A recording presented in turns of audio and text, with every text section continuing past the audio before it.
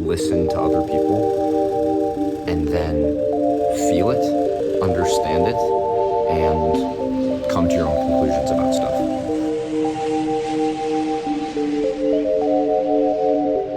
That is terrifying. Hey guys, welcome back to another video. It's Everything Garrett. I have been dreading and stressing about this particular video for about 2.5 months now. But about 3 hours ago, I started to get excited. I'm flying in 6 hours at 11 a.m. to Washington, D.C. to attend the National Young Conservatives Conference. If you know me at all, you know that I am not a conservative. In fact, I lean pretty far left on every major political issue. So why then, Eli, are you attending this National Young Conservatives Conference? Because my grandfather, whom I love and respect very much, has requested that I attend this conference. He also pays for half my college tuition. So I'm going to Washington, D.C. Let's go get on a plane.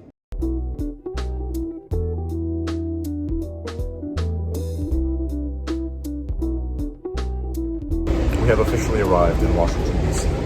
We are heading now to the hotel to check in, the JW Marriott. We have made it. I took off my rings in order to conceal my liberal identity. First order of business is to go down to the -3rd level and check in. And then we have dinner at like 6:30, I guess, but it's formal attire, so I'm gonna get changed. Okay, let's get formal.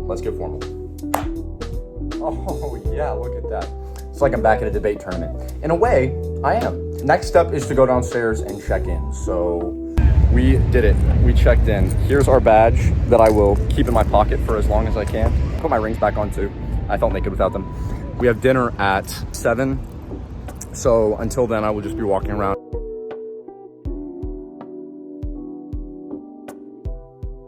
I've literally been here like an hour and my shoes are already scratched. Look at this. Like, actually, how does that happen? What are we doing, guys?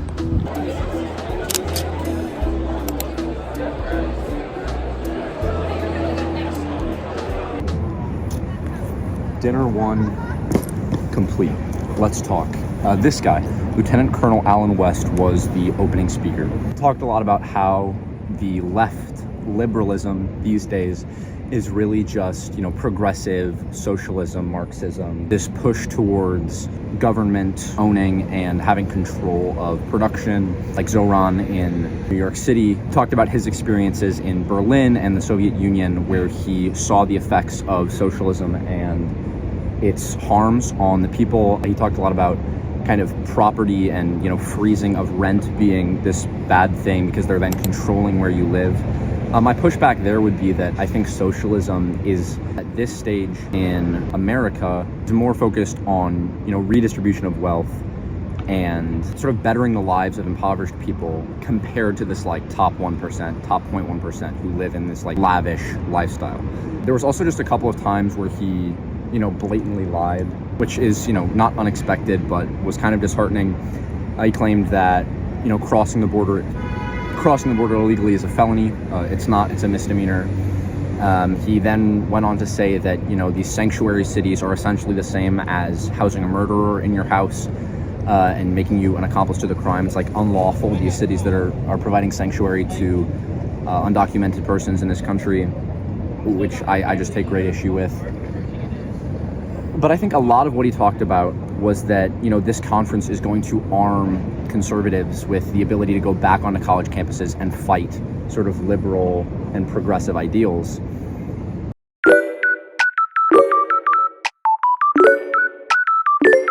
What's up, y'all? It is now the next morning. Just had the opening speaker of today, a guy named Daniel DiMartino. I have notes. We'll talk about those later, but I thought overall he actually seemed pretty smart and like relatively independent thinking. Criticized some of Trump's tariff policies. His main focus was about like illegal immigration and how they're on welfare and getting all these benefits while like they do pay taxes, but they're also like taking a lot of money, and especially ones who come to the country who don't have a high school diploma versus those with like higher education degrees, and how they in the long run return more money to the United States economy as opposed to taking more money from the United States economy, which I thought was interesting. But again, we'll get more into the sort of minutia behind it later. Right now, I have to go downstairs, and there is another speaker, I guess. We've completed day one, besides the banquet dinner. I had my first really great conversation today with a conservative girl named Emily. She's the first person I told I was a liberal. I slid her a note during one of the conversations, one of the speeches, because her and her friends were like on their phones. I was like, it's possible they're in a similar situation to me. On the note, I was like, are you here by choice? And she was like, yeah, kind of. She's a conservative because of like her faith is what she said. And we talked for probably 45 minutes just about stuff, personal beliefs. It was really great. She was awesome. It is doable. It is possible to have conversation.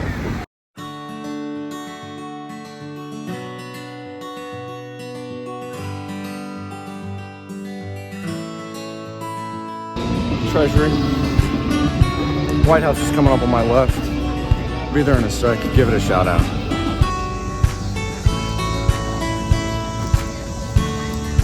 We'll be back here.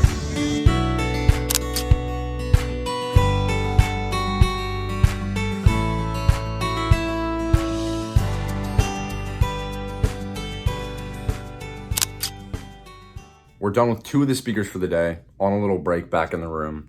Next up is the Secretary of Education, Linda McMahon. I'm gonna try to get a question in. We'll see if we can make it. There's these like 2 or 3 kids that just keep getting the questions because they're just sitting close. I'm gonna try to get in there, hit her with a good question. I'll check in after. I got up there to get a question. They were like, go sit it back down until it's time for questions. And then at the end, I guess they were out of time, so they didn't take any questions. I had a good one. I was gonna ask our current US Secretary, Linda McMahon, WWE superstar, about certain educational issues, particularly the struggle students have had because of COVID and reliance on technology now. That's like the biggest issue that I hear from teachers in St. Louis and Memphis. And then I was gonna touch on a couple of teachers I know in Memphis who one week had 12 Hispanic kids in class and the next week had none because they were afraid to come to school because some of the kids had gotten deported. So I was gonna ask her about that and see where that got me. My heart was racing. My heart was racing when I was up there, but I was about to send it. But anyways, I'm gonna go to the National African American History Museum in DC on the Mall. I feel like I gotta balance out all this propaganda with some history. I'll get to you guys in there.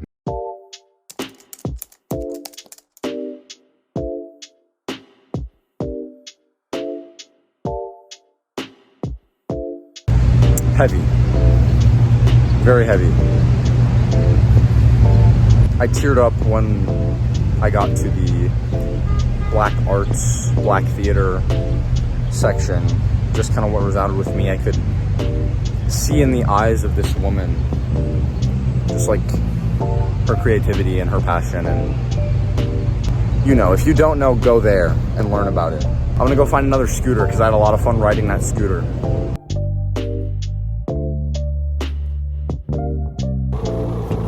Hey guys, entirely free coffee. I just walked up to that truck over there, just gave it to me.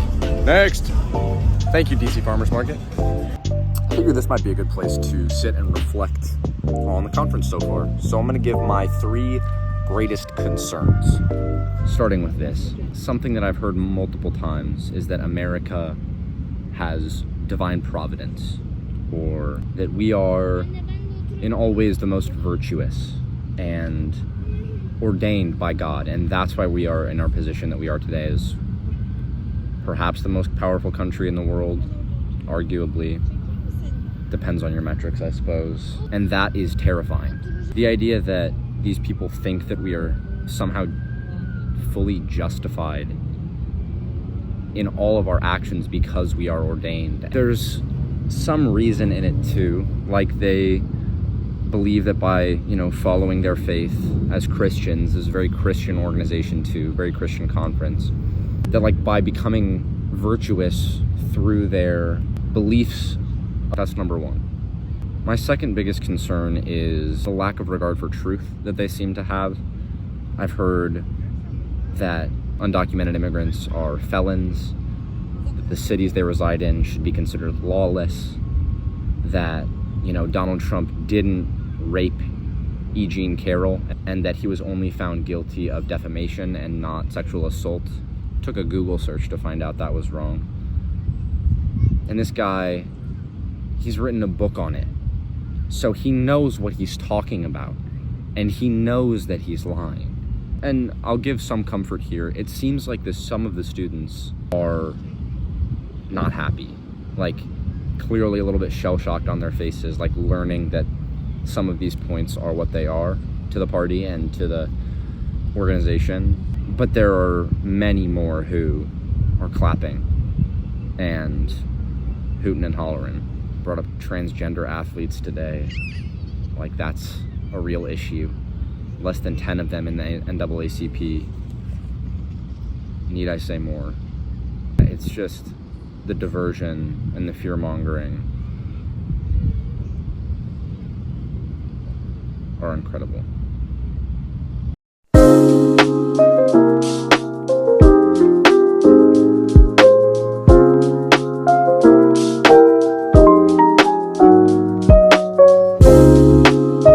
We are back from the mall. It's time for dinner. Let's get changed really quick.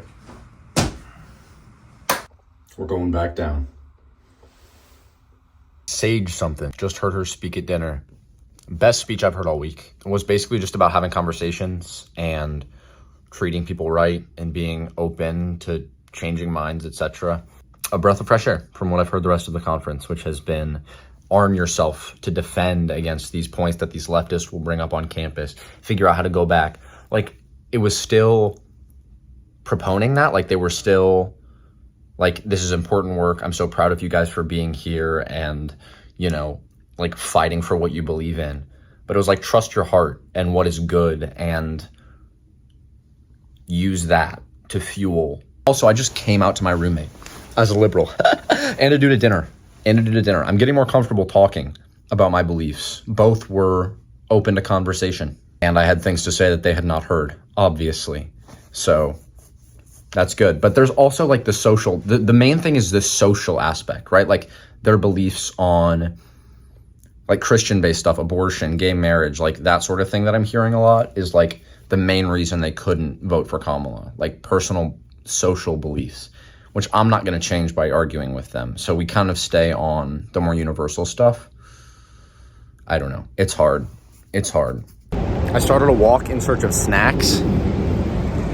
Soft pretzel truck. DC was made for Eli.